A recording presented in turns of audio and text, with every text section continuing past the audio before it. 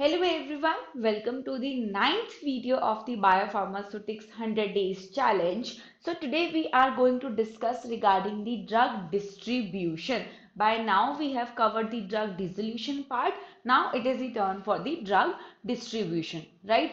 So we all know that once the drug is administered into our body, it is going to have a fate which can be divided as disposition, right? So which we can classify as disposition. This disposition can include both. Number one, distribution. Number two will be elimination.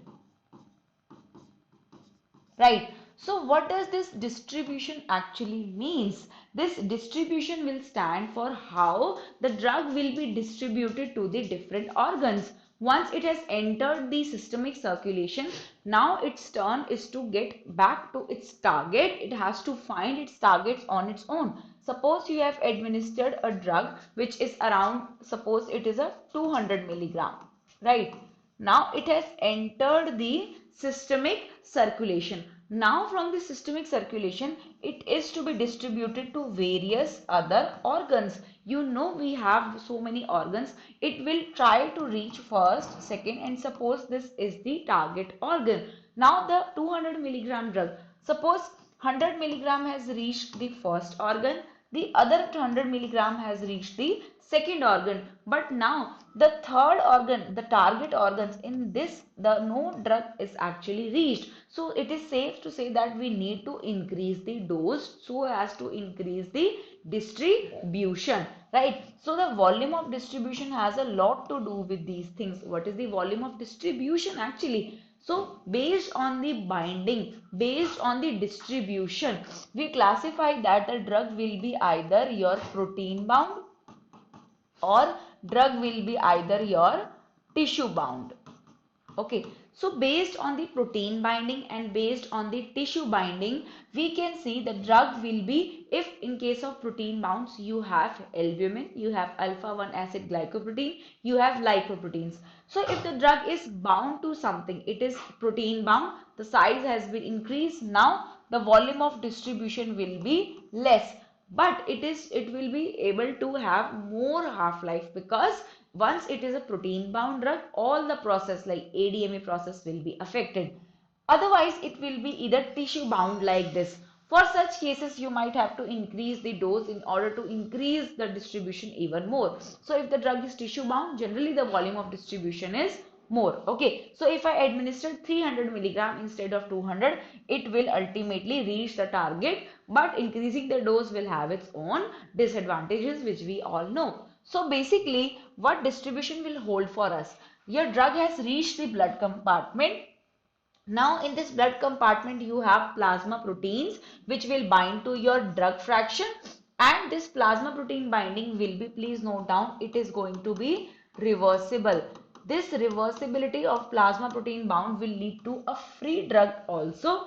This free drug will now be able to go into the other organs, right? Otherwise, this drug will bind to enzymes in the liver, and this protein bound drug will be able to form its own metabolites. However, just like I said, if the drug is going to be protein bound, it will be pharmacologically inactive. Please note, if the drug is going to be protein bound, it is going to be pharmacologically inactive. That means it's all the ADME processes will be altered. So it is a reversible process. That means even if it is protein bound, it will be able to release its drug.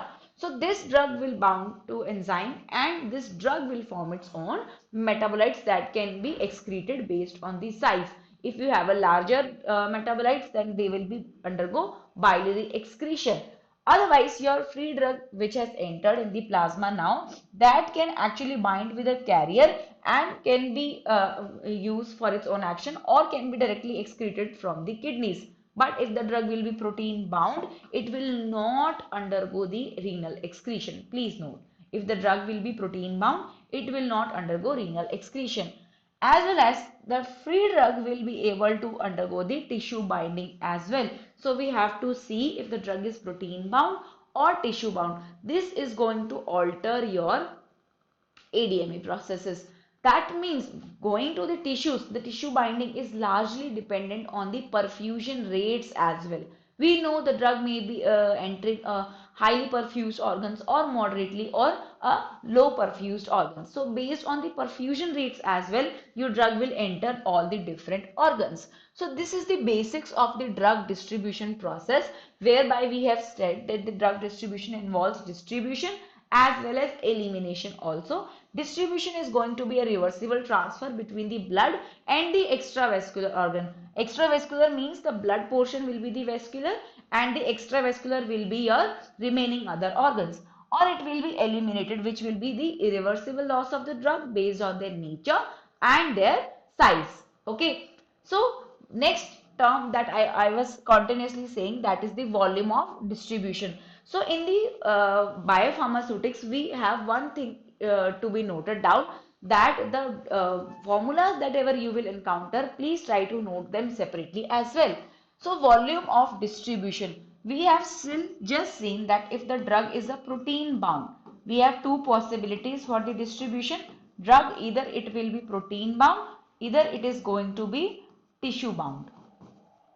Alright, so if the drug was protein bound, I have mentioned it will turn as pharmacologically inactive molecule, right? As well as this binding will be reversible. Third, I have mentioned if the drug is protein bound, please note one relation here. Protein binding and volume of distribution are irrelatable, like your inversely proportional, sorry. So if your drug is protein bound, the volume of distribution will be lesser, right? Fourth, the T half will be more. Now if the ADME processes are altered, so it will more available in the body, right? It will not be, so sorry, it will not be excreted also. Tissue bound, if the drug is tissue bound, it will remain active. There will be an irreversible loss also, right? Your drug will be irreversibly binding to the tissues, not a loss but to the action we have contributed. Protein binding is actually directly related, indirectly related to the volume of distribution, but in case of tissue binding, if your volume of distribution is large, your tissue binding will be large. But yes, here elimination can be fast, so we say that T half is short. So what is this volume of distribution? It is nothing but amount of drug in upon plasma concentration, X by Cp. So it is the hypothetical volume of body fluid to which a drug is dissolved or distributed, right? So it is X upon Cp, right? So this is all about the basis of drug distribution. In the next upcoming video, we will be talking about what are the different proteins it can actually bind to. Thank you so much.